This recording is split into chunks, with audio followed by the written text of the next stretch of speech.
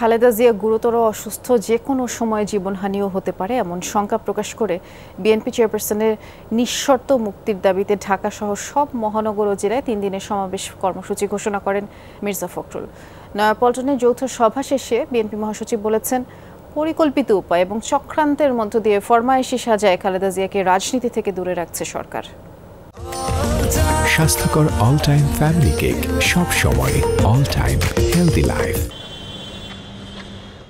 হাসপাতালে ভর্তি নানান রোগে আক্রান্ত বিএনপি চেয়ারপারসন খালেদা জিয়া এখনও শঙ্কামুক্ত নন। হার্টে বসানো হয়েছে পেসমেকার, আছেন সিসিইউ সুবিধা সম্বলিত কেবিনে। বাংলাদেশের স্বাধীনতা সার্বভৌমত্বের অতন্দ্র প্রহরী।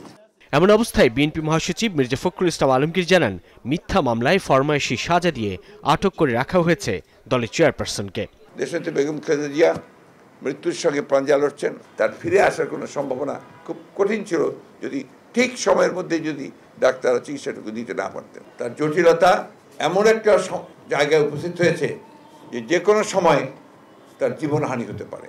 চিকিৎসক ও পরিবার দীর্ঘদিন ধরে উন্নত চিকিৎসার জন্য খালেদা জিয়াকে বিদেশে পাঠানোর দাবি জানিয়ে আসছে। দুপুরে নয়াপল্টনে কেন্দ্রীয় কার্যালয়ে যৌথ সভা শেষে মির্জা ফখরুল জানান, সরকারের কাছেই বিদেশি চিকিৎসা নয়, নিঃশর্ত মুক্তির দাবি জানাচ্ছে বিএনপি।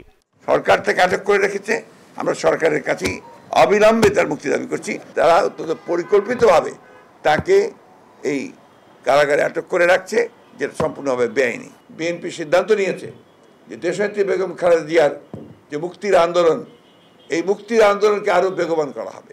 বিএনপি চেয়ারপারসন মুক্ত হয়ে সামনে আসলে সরকারের পক্ষে ক্ষমতায় থাকা সম্ভব নয় বলে উল্লেখ করেন মির্জা ফখরুল। একটা ফ্যাসিবাদী রাষ্ট্রে পরিণত করেছে, তাদের প্রধান বাধা ছিলেন দেশনেত্রী বেগম খালেদা জিয়া। আওয়ামী লীগের প্রায় প্রত্যেকটা নেতাকে সাজা হওয়ার পরে তাদেরকে মুক্তি দেওয়া হয়েছে, তাহলে শুধুমাত্র দেশনেত্রী বেগম খালেদা জিয়ার ব্যাপারেই এটা অর্থই হচ্ছে এই আইনটা প্রয়োগ, তারা এই বিধানটাকে প্রয়োগ করার চেষ্টা করছেন। আসলে এই ধরনের কোনো বিধানও কিন্তু নেই, আপনি জামিন দিতে পারবেন না, এটা একেবারেই কোনো বিধান নেই, এটা তার প্রাপ্য। বিএনপি মহাসচিব ঘোষণা করেন, দলীয় প্রধানের মুক্তির দাবিতে 29 জুন নয়াপল্টনে সমাবেশ করবে বিএনপি। এছাড়া 1 জুলাই সব মহানগর ও 3 জুলাই জেলা শহরে সমাবেশ কর্মসূচির ঘোষণাও করেন মির্জা ফখরুল। তার প্রাণ রক্ষা করা, তাকে মুক্ত বাতাসে রাজনীতি করার সুযোগ সৃষ্টি করে দেওয়ার জন্য। সাইফুদ্দিন রবিন, যমুনা নিউজ, ঢাকা।